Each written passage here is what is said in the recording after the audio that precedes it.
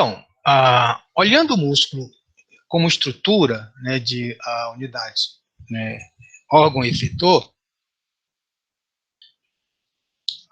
nós passamos por um aspecto importante, que é olhar o músculo, né, a unidade funcional do músculo. Então, o músculo, o órgão efetor, o músculo estriado esquelético, que é um conjunto de fibras musculares, tá, etc., né, é a unidade, né, efetora do movimento. Mas, né, dentro do músculo, nós vamos ter a unidade funcional, que é o que nós vamos chamar de unidade motora, né? Então, a unidade motora, ela é a unidade funcional da musculatura estriada esquelética, né? Então, olhando, né, na visão geral, nós vamos ter uma questão importante. Primeiro, né, é a presença, né, dos motoneurônios. Então, aqui na medula espinhal, ou no tronco cerebral, eu vou ter a circuitaria do motoneurônio inferior. E a circuitaria do motoneurônio inferior se inicia, né, aqui, né, com o motoneurônio. Então, imagine, eu tenho aqui exemplo de dois motoneurônios aqui no cono anterior da medula espinhal. Eu tenho aqui o axônio desse motoneurônio. Então, aqui eu estou pegando esse axônio azul, ele vem para cá, e esse axônio, que eu estou chamando aqui, em azul, está aqui, ó, unidade motora 1. Então, esse axônio, ele se divide aqui, e esse axônio ele vai inervar essa célula muscular, que nós chamamos de fibra muscular, e vai inervar essa outra célula muscular.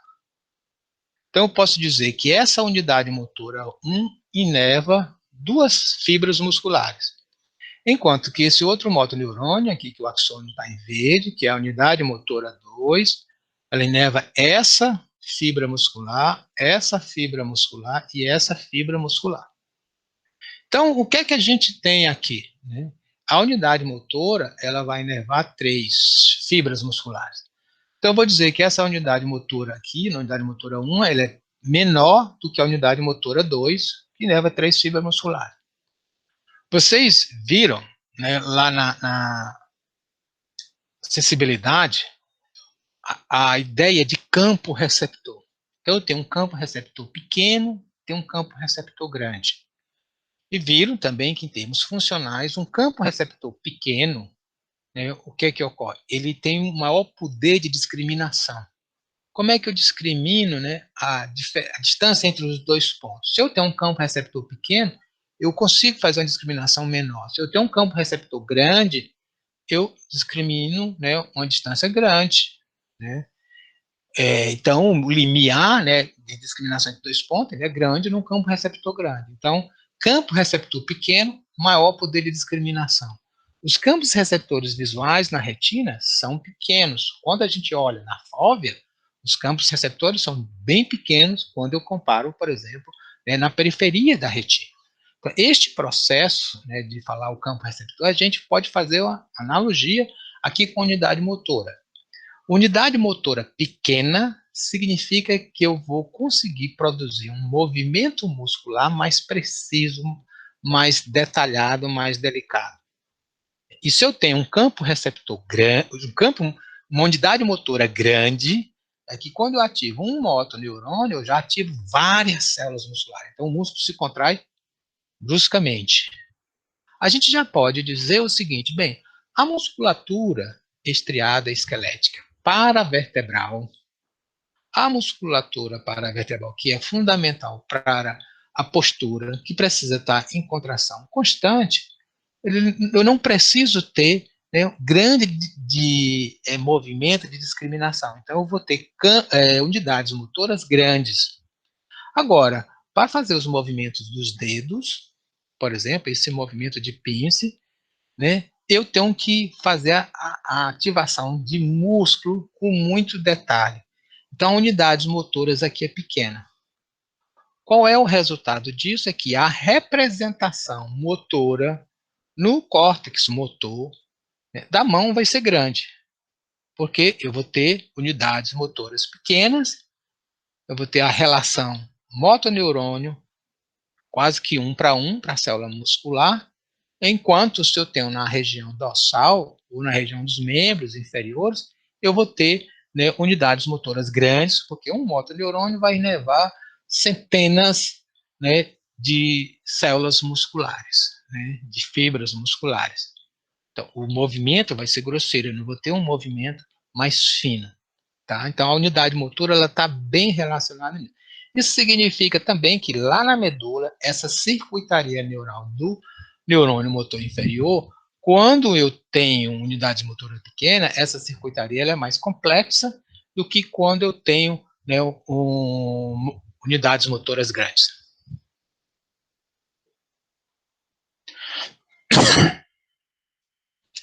E a grande questão na fisiologia, né, é como o músculo promove o movimento.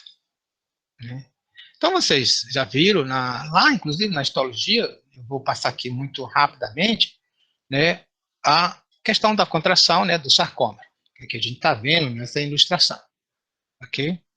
Mas, historicamente, eu vou comentar para vocês como é que foi os estudos, como é que você chegou, né, a esse processo. Né? Então, uma questão importante que eu queria chamar a atenção, né, é que, olha, em 1922, esses dois pesquisadores, né, o Will, né, e o Meyerhoff, né, dois pesquisadores nórdicos, né, que eles ganharam, né, o Prêmio Nobel de Fisiologia ou Medicina em 1922.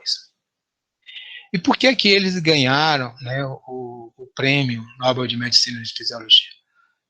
O Rio, né, ele desenvolveu, né, uma tecnologia para medir a temperatura, né, do músculo, né, da célula muscular, ou seja, medida, né, altamente precisa para a época, né, nós estamos falando isso, né, da segunda década, né, porque eles fizeram esses experimentos, né, antes de 22, né, e ele mostrou que todas as vezes que eu faço uma contração muscular e o relaxamento, você tem mudanças na temperatura. Então, o que é que ele mostrou?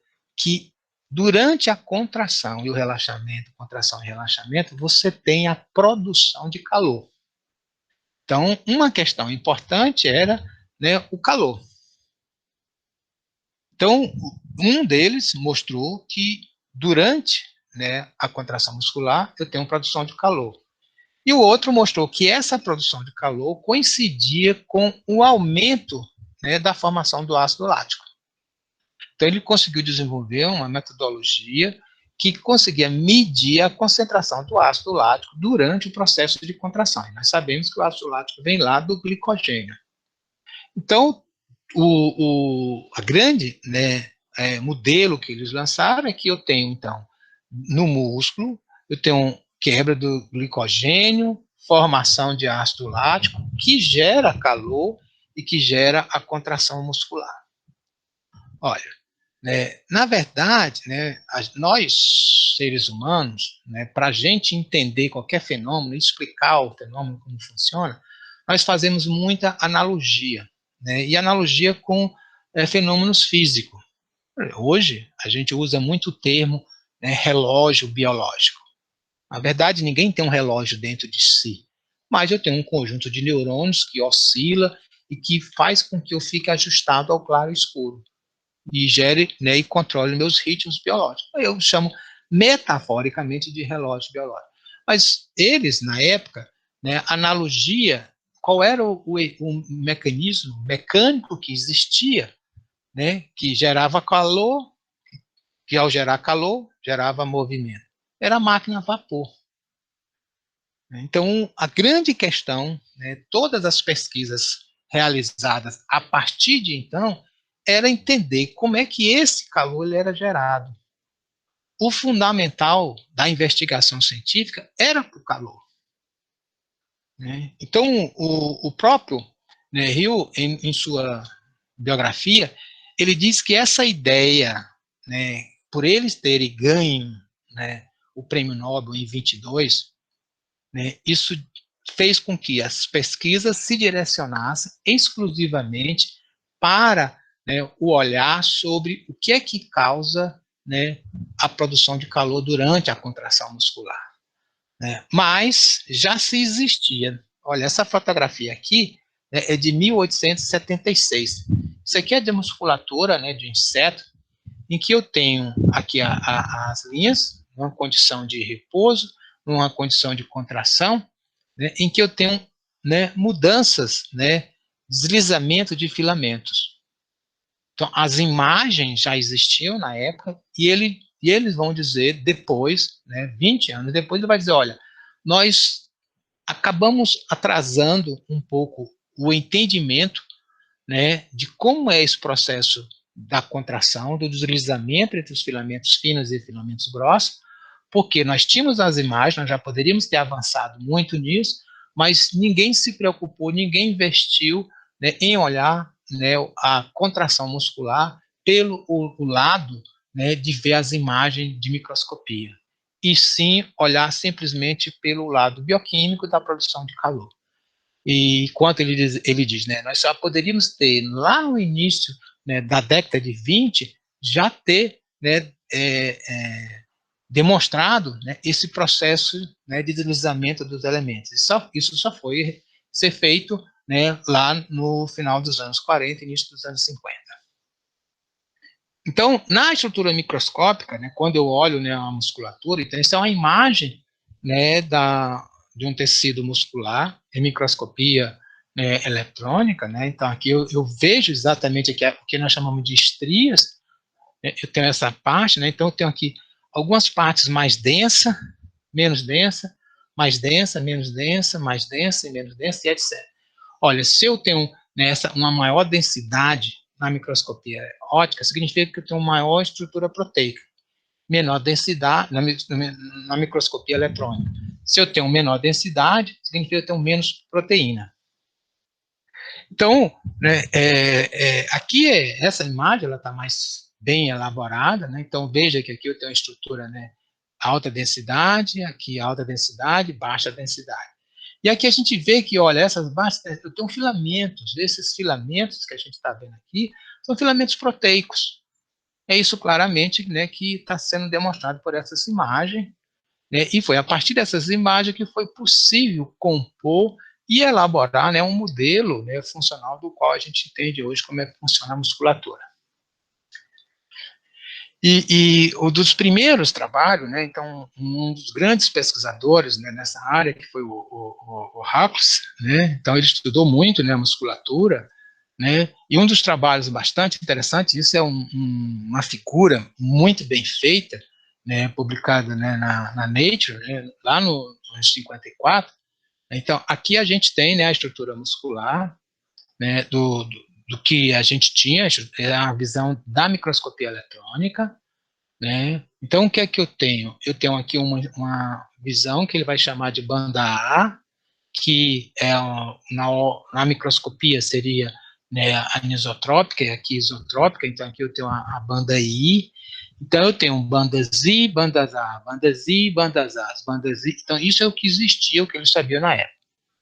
Lembrando que esse comprimento todo aqui é 10 micro, né? Então isso aqui é microscopia eletrônica. Então o que é que ele fez, né? Então ele tendo aqui o tecido, né, isolado, e se eu pegar esse tecido e acrescentar ATP, olha, o que é que eu sabia? Eu sabia que o grau de contração muscular gerava calor, consumia energia, produção de ácido lático, então isso dependia, né, a produção de ATP.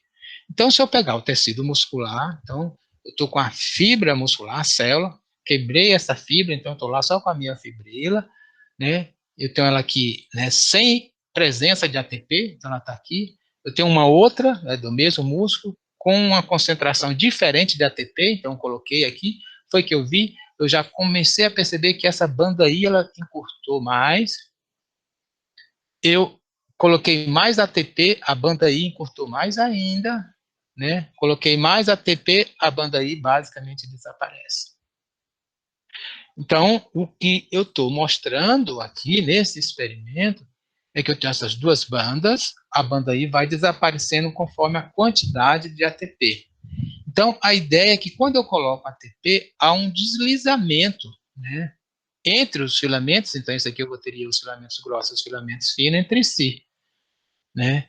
E o que vai acontecendo é que os filamentos finos vão desaparecendo. Se eles vão desaparecendo, eles vão entrando para dentro, né, dos filamentos grossos. Então, eles estão se deslizando pelos filamentos grossos.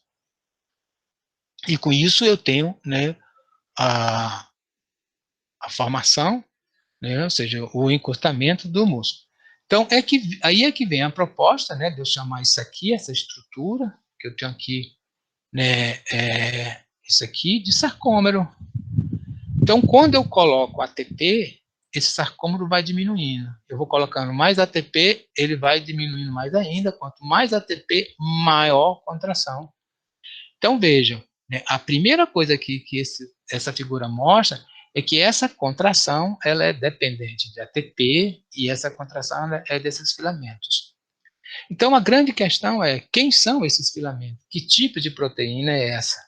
E esse processo de investigação, né, uma forma de você fazer isso, né, em bioquímica, né, é você utilizar, né, algumas estruturas, né, alguns testes, né, que a gente chama, né, de digestão proteica.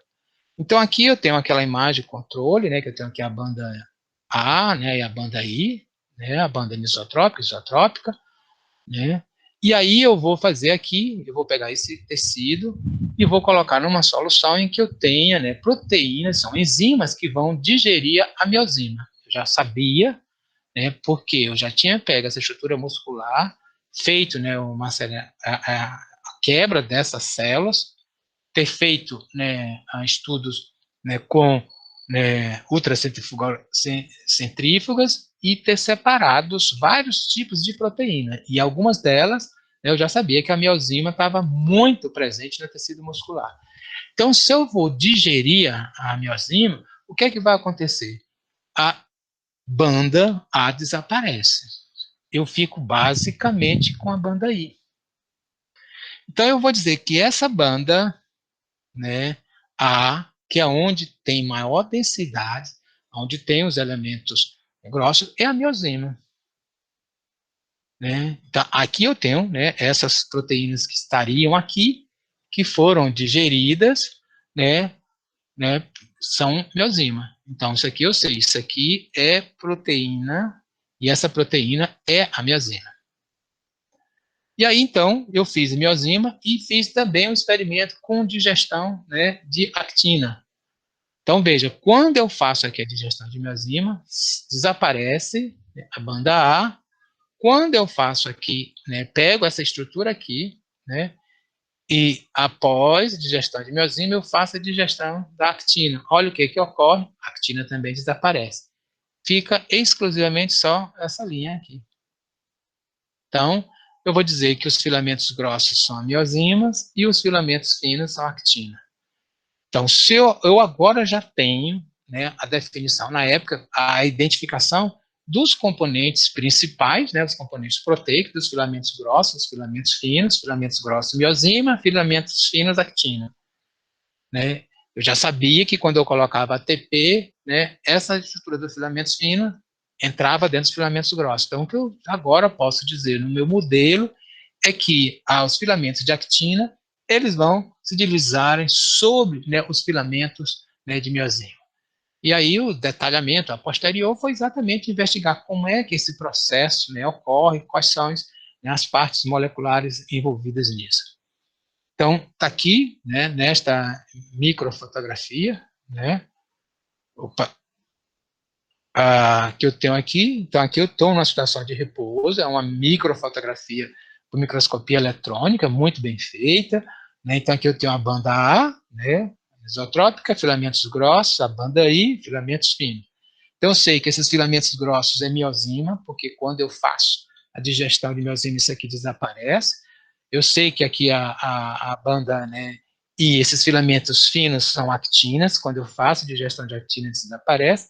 Mantém só exclusivamente aqui essa, né, linha Z. Isso aqui é na situação de repouso, então isso aqui é repouso, né, e isso aqui é quando você tem, né, uma contração. Então você vê exatamente, né, aqui olha, se a gente olha com detalhes, né, aqui a gente consegue ver aqui os filamentos finos, né, passando aqui sobre os filamentos grossos. Aqui eu tenho um filamento grosso, os filamentos finos e a aproximação aqui da banda, da linha, né, Z. Então, o modelo, né, ele vai ser proposto como a ideia, né, de se chamar sarcômero. Então, o sarcômero vai ser, né, da linha Z para a linha Z, ou seja, da metade da banda I, né, e aqui a banda, né, é A, né, então essa aqui é banda I, banda A, né, aqui eu tenho a linha Z, né, e eu tenho, né, o que eu vou chamar também é uma definição nova, que vai ser a zona H, que essa zona H é quando a parte, né, do sarcômero aqui dos filamentos, que eu só tenho filamentos grossos, eu não tenho ainda, né, os filamentos finos. Os filamentos finos ele pode se deslizarem até a maior aproximação. Então, na verdade, está aqui, né, o que é que vai ser reduzido quando eu tenho uma contração. Então, esse aqui seria, por exemplo, o estado de repouso, nesta imagem aqui, né, o músculo relaxado, e o músculo, né, contraído, né, quando eu faço a contração, o que vai acontecer é uma diminuição, um desaparecimento, né, da banda I, né, certo? O tamanho do comprimento da banda A se mantém, a banda I desaparece porque eu tenho exatamente, né, o deslizamento dos elementos finos. Então, isso aqui é o que a gente está vendo, né? Isso aqui é lá na zona H, né? Então, na zona H eu só tenho os filamentos grossos, né? Aqui eu tenho, né, que é essa região aqui, tá? Eu só tenho os filamentos grossos. E aqui eu tenho aqui, ó, nessa região aqui que eu tenho filamentos finos e filamentos grossos. Então, esses aqui são os filamentos grossos. Então, cada filamento grosso, né, tá aqui, ó, rodeado, né, de 6 filamentos finos. Então, esse aqui é o filamento, né, de miosima e aqui são os filamentos de actina. Né? Então, nos estudos, né, de decifração por raio-x, a técnica, né, utilizada muito em biofísica, né, em bioquímica, a gente consegue ver isso. Então, isso aqui é aqui na banda I, lá na zona, né, que a gente chama, né, zona H, né, onde eu só tenho filamentos finos. Quando eu só tenho só filamentos, ou desculpa, a banda I, só filamentos finos, né, eu vou ver isso aqui, né, a estrutura dessa forma. Quando eu vejo só a zona H, que eu vou ter só os filamentos grossos, eu vou ver dessa forma. Quando eu vejo, né, uma seção aqui, que é exatamente aqui nessa linha, né, no meio aqui da zona H, eu vou ter aqui os filamentos grossos, e os filamentos grossos eles estão interconectados entre si. Então, veja que aí eu tenho uma ligação entre eles. Quando eu olho, né, aqui, onde eu tenho filamentos finos e filamentos grossos juntos, eu vou ter essa imagem, né, que é um filamento grosso rodeado por 6 filamentos finos, um filamento grosso rodeado por 6 filamentos finos. Então, tem o sarcômero, né? Então, nós vimos o músculo como órgão efetor, certo? Para executar o movimento da motricidade, a unidade motora, né, como unidade funcional do músculo, né, que eu tenho uma ligação do motoneurônio, seu axônio, com, né, a célula muscular. Essa célula muscular, ela é estriada, e essas estrias, né, nos estudos de microscopia eletrônica, a gente consegue demonstrar que ela é formada por aquilo que nós vamos chamar de miofibrila, né? Então, a célula, né, muscular, a fibra muscular, ela vai ter um conjunto de miofibrila em paralelo. E cada miofibrila vai ser, né, um conjunto em série de sarcômero. E como que esses sarcômeros eles vão estar, né, inseridos dentro da estrutura complexa da fibra muscular? Então, é isso aqui que nós temos, né? Aqui é uma fibra muscular, ou seja, uma célula muscular. Então, isso aqui é a membrana da célula. Então, isso aqui é a membrana da célula mostrando que eu tenho regiões mais densas e menos densas, mais densas e menos densas, que é o que a gente vê na microscopia óptica. Por isso que isso é chamado de, né, célula muscular estriada. E quando a gente observa também, a gente vê que essas membranas musculares, essa membrana do músculo, que eu vou chamar de sarcolema, ela vai ter, né, esses orifícios, que são aberturas daquilo que nós chamamos de túbulos T. Então, está aqui o túbulo T, então eu tenho aqui esse orifício, eu vou formar aqui esse orifício, ele vai ter um processo de invaginação aqui, né? Está aqui o túbulo T, ele vai descendo, né? Então, eu tenho todo um processo de tubulação. Esse túbulo T é a membrana celular que está invaginando. Então, dentro do túbulo T é o espaço extracelular. né, e o resto é o intracelular. E aí o que eu tenho dos túbulos T, o que é interessante a gente observar, é que entre aqui um túbulo T e um outro, né, eu vou ter aquilo que vamos chamar do retículo sarcoplasmático. Então, é um retículo, né, vai estar aqui entre os dois, né, do outro lado também, né, o retículo sarcoplasmático. E o retículo sarcoplasmático, ele vai estar englobando exatamente aqui, né, um sarcômero. Então, se eu for fazer a medida daqui, olha, essa medida daqui, né, para cá, né, eu vou ter aqui o meu sarcômero, né, e o meu túbulo T, ele está passando, imaginando, e rodeando, né, uma miofibrila, certo? Então, a membrana celular, ela invagina até dentro da célula. Então, isso aqui, olha, está englobado pela miofibrila. E esses filamentos, né, que a gente vai ver aqui em cada um dessas questões. Então, aqui o filamento, né, grosso, que é o filamento, né, de miosima. O filamento de miosima, né, ele basicamente ele é composto, né, de vários, né, conjuntos, né, de moléculas, né, que a gente vai chamar, né, de miosima.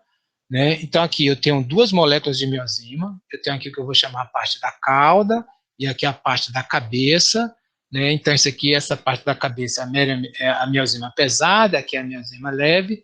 Elas estão como se fosse um formato de um taco de golfe, sendo que a parte do taco, a parte da cauda, ela está entrelacionadas entre si. O filamento grosso em si, ele é um conjunto desses filamentos. Eles são vários, né? Cada filamento grosso tem aproximadamente 300 filamentos desses formando.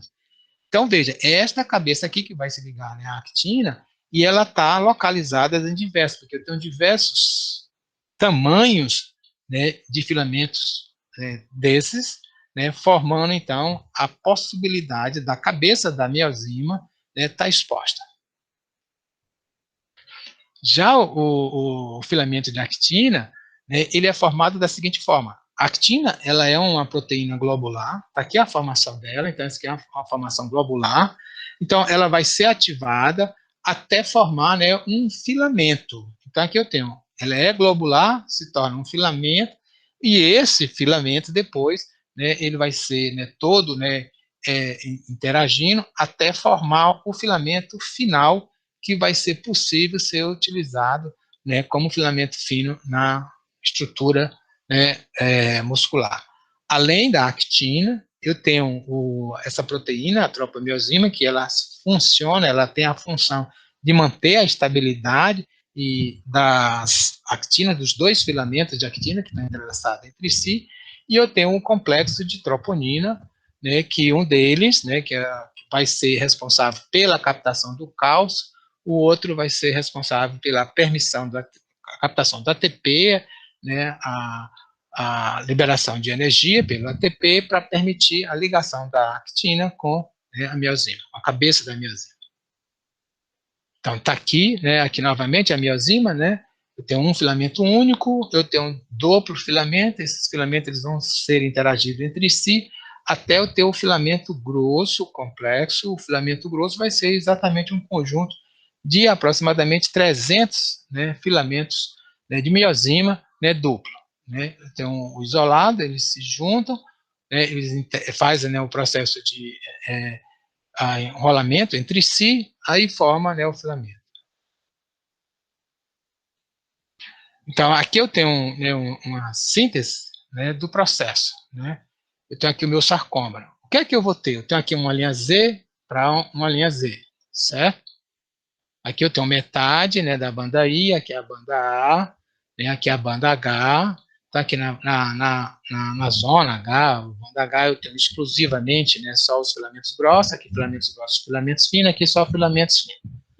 Aqui na linha Z, né, eu tenho uma proteína importante, né, que é a tinina, né? A tinina ela serve para dar estabilidade, né, aqui desse sistema. Né? Além disso, eu tenho aqui junto, né, com a proteína, aqui o filamento fino, né, de actina, né, uma outra proteína que é a nebulina. A nebulina ela também ela é importante para manter a estabilidade, né, dessas estruturas. com alterações moleculares nessas proteínas podem, né, dificultar, né, a estabilidade do sarcômero, com isso dificulta, né, o encurtamento, dificulta então a contração, né, muscular. Então a síntese, né, do sarcômero, né, é essa, né? Eu vou ter o quê? Eu vou ter aqui meu órgão, né, efetor, que é o músculo vai ter a unidade motora, a unidade motora, eu vou ter a minha fibra muscular, minha célula muscular vai ser um conjunto de miofibrila, e cada miofibrila dessa é uma sequência de sarcômeros. E esses sarcômeros, é claro, né, eles vão estar aqui rodeados do retículo sarcoplasmático, né, e dos túbulos T. Então, essa, né, é a síntese geral, né, em termos de microscopia, né, da estrutura muscular, da unidade funcional muscular. Então, o que nós vamos, né, ver, por exemplo, aqui nesse processo, que além dos filamentos finos e dos filamentos grossos, né, eu tenho esses outros, né, a nebulina, que vai ser responsável pela a estabilidade, né, do filamento da actina, a tinina, que vai dar estabilidade, né, daqui da ligação, né, da linha, né, Z, né, com a banda M aqui. Esse aqui eu tenho filamentos grossos, né, isso aqui é a tinina, né, ela funciona como uma estrutura que liga para cá, e a nebulina aqui.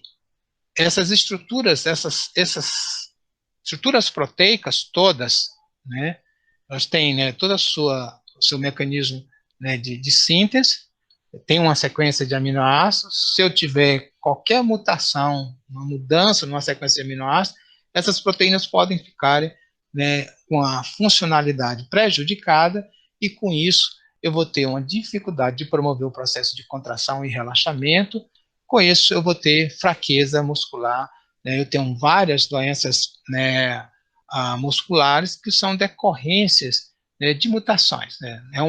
Claro, quando eu falo vários, são diversos tipos, embora, né, essas doenças musculares, né, sejam raras. Algumas têm uma frequência, né, maior na população, né, mas, né, no geral, né, são raras essas desordens musculares, né, da estrutura muscular propriamente dita.